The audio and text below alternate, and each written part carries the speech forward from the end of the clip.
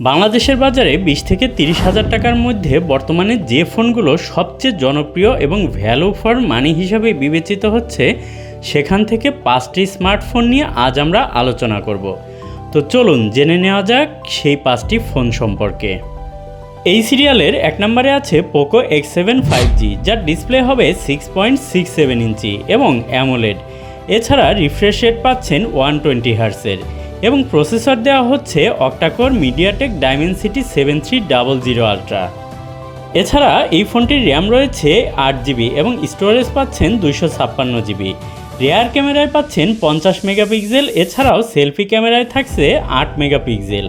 Battery পাবেন 5500 mAh-এর, এছাড়াও 45 ওয়াটের ফাস্ট চার্জিং এবং টাইপ সি চার্জার। এই ফোনটির কালার ভেরিয়েন্ট পাবেন 3টি, ব্ল্যাক, গ্রিন এবং সিলভার। আর এর বর্তমান মার্কেট প্রাইস ধরা হয়েছে 29 থেকে 30 হাজার টাকার মধ্যে। তবে এই ফোনটি তাদের জন্য ভালো হবে যারা গেমিং এবং দীর্ঘস্থায়ী ব্যাটারি ব্যাকআপ পছন্দ করেন।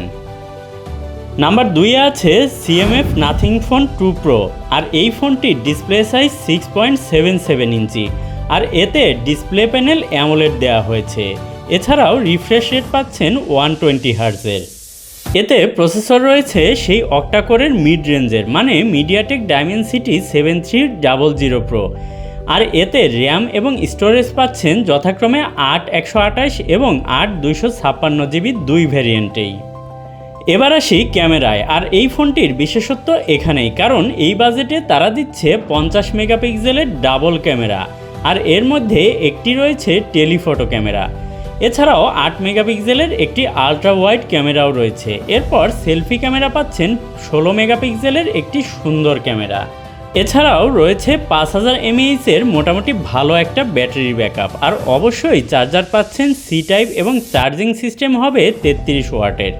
আর এর বাজার দাম ধরা হয়েছে 30 হাজার টাকার মধ্যে। 3 নম্বরে রয়েছে রেডমি নোট 14 5G। স্বাভাবিকভাবেই এতে রয়েছে 6.67 ইঞ্চি অ্যামোলেড ডিসপ্লে এবং 120 হার্টজের রিফ্রেশ রেট, আর প্রসেসর রয়েছে অক্টাকোরের ডাইমেনসিটির 7025 আলট্রা। তবে এটি কয়েকটি ভেরিয়েন্টে বাজারে পাওয়া যাচ্ছে, যেমন 6 128, 8 256 এবং 12 512-তে, তাই দামের তারতম্য হবেই। এবার আসি ক্যামেরা সেগমেন্টে। এই ফোনটিতে রয়েছে ট্রিপল ক্যামেরা, যেগুলো যথাক্রমে 108 মেগাপিক্সেল, 8 মেগাপিক্সেল এবং 2 মেগাপিক্সেলের। আর সেলফিতে রয়েছে 20 মেগাপিক্সেলের ক্যামেরা। ব্যাটারি রয়েছে 5110 mAh-এর মোটামুটি ভালো একটি সাপোর্ট। এছাড়াও 45 ওয়াটের ফাস্ট চার্জিং ব্যবস্থা। এর ভালো দিক হলো ক্যামেরা এবং রেগুলার ব্যবহার। আর এর দাম ধরা হয়েছে 20,000 থেকে 27,000 টাকার মধ্যে। যেহেতু এই ফোনগুলোর অনেক ভেরিয়েন্ট, তাই সেই অনুযায়ী দাম ভিন্ন ভিন্ন হতে পারে। এবার আসি 4 নম্বরে আছে স্যামসাং গ্যালাক্সি M36 5G।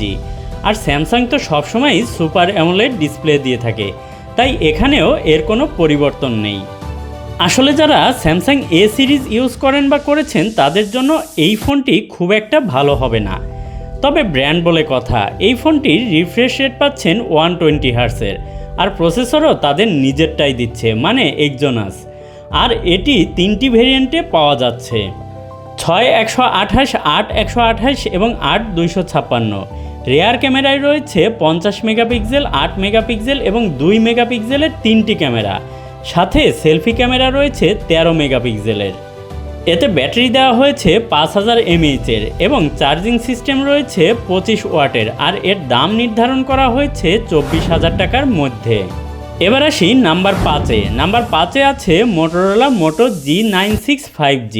এই ফোনটিতে দেওয়া হয়েছে 6.6 ইঞ্চি ডিসপ্লে, যা POLED। তার মানে যাদের হাত থেকে ফোন পড়ে যাওয়ার অভ্যাস আছে, তাদের জন্য কিছুটা হলেও উপকারে আসতে পারে। তবে এতে 144 হার্টজের রিফ্রেশ রেট ব্যবহার করা হয়েছে, যা এই বাজেটের বাকি ফোনগুলোর থেকে একটু হলেও বেশি। এটিতে কোয়ালকম বা স্ন্যাপড্রাগন প্রসেসর ব্যবহার করা হয়েছে। এটি অবশ্য 2টা ভেরিয়েন্টে বাজারে ছাড়া হয়েছে, 8 128 এবং 8 256।